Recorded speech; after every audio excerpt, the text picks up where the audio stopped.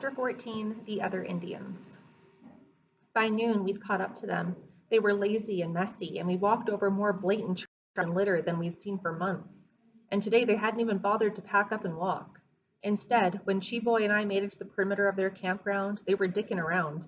The tall Nish, with broad shoulders and long thin hair pulled back into two scraggly braids under his red hat, was carving a small piece of wood, leaning back in a folding chair against a tree. The other man, dressed in head-to-toe camouflage that did him no good lying on the ground by the small fire, seemed to be napping, his brimmed camo hat pulled down over his face. What could they possibly be waiting around for? We reported back to Meg, who waited with the group a little further out. I don't like it. Let's stick together and make sure the girls are in sight at all times. He spoke to the two of us alone. When he mentioned keeping the girls safe, I looked over at Rose, who stood by Minerva's trailer holding Riri's hand. She-Boy kept his eyes on Wob for the rest of the conversation. She-Boy, you keep your knife at the ready. And French? He handed me one of the two rifles we possessed. This is loaded for now, and it will stay that way until we get past these two and back on our own. I nodded and shouldered the gun. I was comfortable with it. We all were. Meg had made sure of it. I could shoot a squirrel off a branch if I had to, though there wouldn't be enough meat left over for a toddler. I'd figured that one out the hard way. We joined the rest. Well, the strangers are just past those pines. We can't rightly avoid them. We have an obligation to see who they are and if they need help. Or if maybe one of us knows one of them from before. But if they are true strangers, we need to keep moving. And if they are more than strangers, if they turn out to be danger, we need to think of each other and ourselves first. We have to. Meg's tone spread a look of anxiety among the group, all except for Riri, who looked excited. Are they kids, French? Her little voice got high-pitched. Nah, Ree, they're grown-ups. Two men. Oh. She kicked at the ground in her muddy pink rubbers. Maybe they got kids somewhere else, though, eh? Maybe that's where they're going. Sure, Ree. Maybe. Wob pulled her over and squeezed her in tight so that her toque slipped down over her eyes to the bridge of her nose. The little girl smiled in the embrace. Okay, then. Let's head over. I'll take the front with French, regular formation, Cheeboy at the back. We assembled under his instruction and pushed into the bush. We were 2 rows back when a man yelled out, Who's there? Meg and I exchanged silent looks. I wasn't sure we'd been discovered. It wasn't that we'd been discovered that made us wary. It was that they were confident enough to call out. What if they were recruiters? What if we were deranged? What if we were recruiters? What if we were deranged townies? And what if, by chance, we were game that could feed them? Who would take such a chance? I picked up more of Meg's anxiety about the strangers. Meg stood to his full height and pulled at the strap of his gun so that it swung around his body. He held it in both hands, pointing into the clearing. Aneen? Silence. Andy Wenjayaben? Andy Wenjaba Ayan. Meg asked where they were from. Playing Indian geography meant you could figure out who was who before you even saw them. And for Meg, I could see how it was doubly important to establish nationhood. Silence. Then a reply from the second voice. Who's who? Anishabe? Nen Miigwans. Nin Diz Hinikaz. Mig moved slowly forward, introducing himself and asking for a name in return. Anin is Hinakazuyan. Nin Travis. Nin Diz Hininkaz. Mumbling from their end, and then another voice. Lincoln, from Hobema Nation, out west. Tansy. The second man, the one who had called out to us first, answered in English, and then greeted Mig in Cree. All the while, Mig slowly crept forward. I stayed in the space left between him and the group. Mig turned back to us and motioned us forward with his head, still holding the gun at waist height. I'm coming into the clearing. I have 9 others with me. Uh-huh. Okay. He broke through the last row with us just behind him and entered the clearing. The tall, long-haired man was standing beside the fire, his chair and wood abandoned but the knife still in his ham fist. The shorter camo man stood a little in front, his hat pulled back now to reveal a straggly mustache and small eyes. He looked a bit younger than Meg and addressed him as an older brother. Aneen Nisei. He stepped forward and the pair shook hands. Then he stepped back and pointed to his companion. This here is Lincoln. Lincoln just nodded, and then turned and threw his knife so it stuck into the tree behind his chair. He was less than interested. This is my family. Meg held his hand out to us and we approached in a bundle. My boys, Ziguan, Tree, French, Slopper, and Chi. My daughters, Wob, Rose, and Riri, and Nokomis Minerva. Anine Nokomis. The man named Travis bowed a bit at the waist to Minerva, who giggled and swiveled her hips a bit.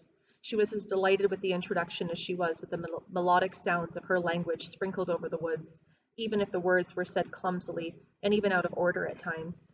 If I hadn't been flooded with adrenaline and worry, I would have mouthed each one after it was said, shoving them into my pockets like sweets to suck on later. 10? That's a pretty big family. Lucky man, Nisei.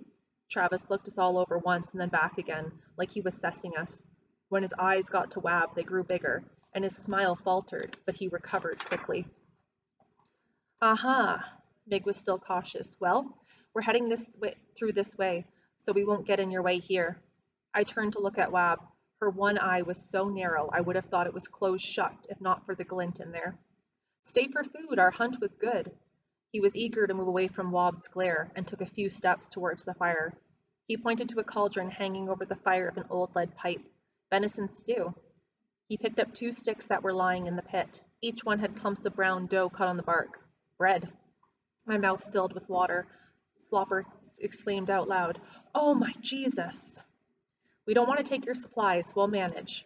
Meg had released the gun when he shook hands, and it hung at his side. When he pulled the strap on to realign it on his back, I shouldered my own.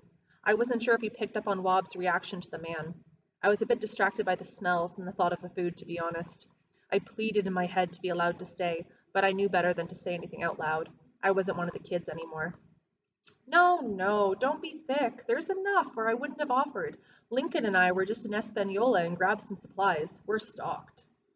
Now I knew we had a shot at staying. Mig thrived on information, and if these two had just been in a town, they had info that we might need, and that Mig would want to hear. Okay, he agreed. We all sighed behind him, relieved. We smoke my tobacco tonight. Nation, Travis laughed and poked the pot while we unloaded and took up seats around the fire. Wob refused to sit, standing behind Meg with her arms folded across her chest. Chiboy slipped off unnoticed, and I knew he was scouting the area in case we had to leave in a hurry. I felt foolish, sitting in the warmth with the elders and kids. I wanted to be of use too. Be right back, I mumbled to Tree and stood up. The one introduced as Lincoln had returned to his chair outside of the circle around the pit. It was him who called out to me. Hey, boy. Just going for a piss. I wasn't sure why, but the large man made me feel nervous. Don't want to do it out in the open. I gave a forced chuckle. He lowered his eyebrows and turned back to his carving, shaking his head slightly. I hoped the others hadn't heard. I didn't want to sound weak in front of Rose, like some sweaty little kid who can't take care of his family.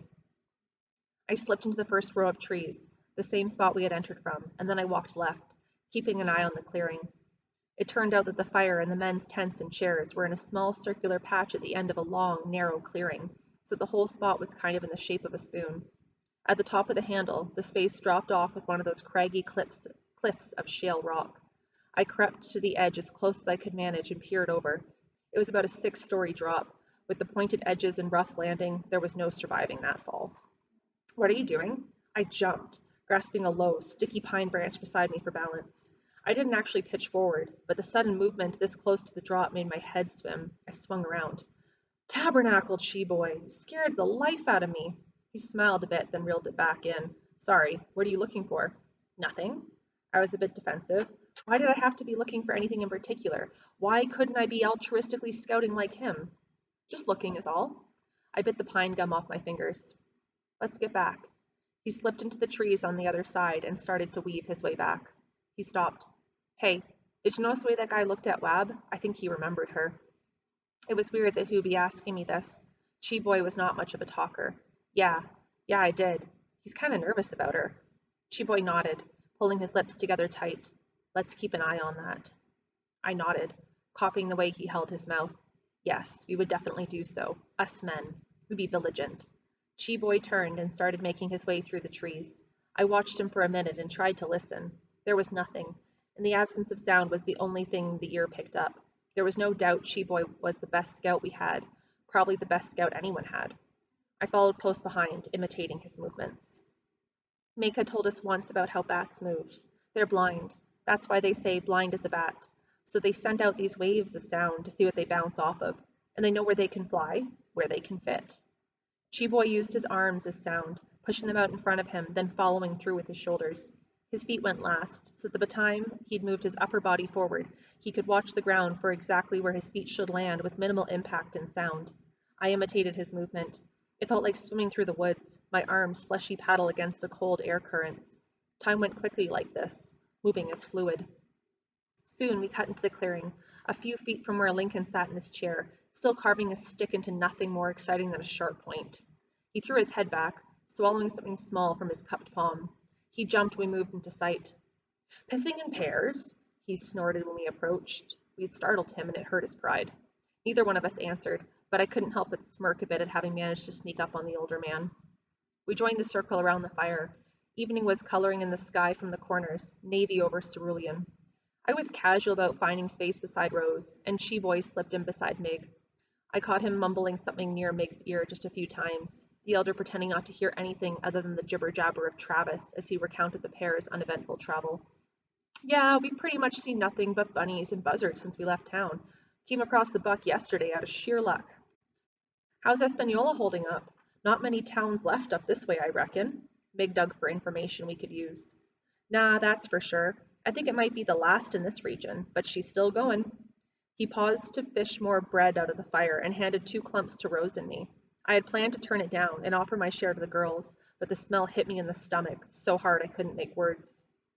Travis finished off the roll your own he'd gotten from Mig and spoke through his last deep exhale. "It's the schools. More and more construction, I guess. They're going up like weeds. Espanola is the link to the north for supplies and industry." Mig smoked his roll slow. He paused to catch the last bit of Cheeboy's report, then responded. "I hear it's more than that. I hear Nish are putting up a bit of a resistance in Espanola." "What? I hadn't heard this before. Mind you, I wasn't yet privy to the private counsel of Mig and strangers who ran into them.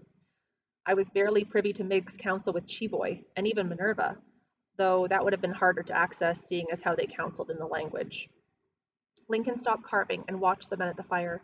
Travis curled his back inward, a defense movement of the young. In that space his voice was softer, like an echo of the man he used to be. "There's a bit of a movement, I guess you'd call it. That's what they call it anyways. They're camped out by the town, and they're armed. They haven't been hauled in yet, but it's only a matter of time before the schools take care of the easy pickings and go after the ones putting up a fight. They're up there acting like friggin' woodlands wizards." Lincoln raised his voice to join in from his pace outside the circle. "It's stupid is what it is. Time's a-wasting. You either run or you find a way to fit in and get by. Ain't no use in holding on to ways that are dead. It just brings death closer." "And what other ways could we fit in? Isn't running towards something other than this all we have?" Mig threw back. "Or am I missing something?"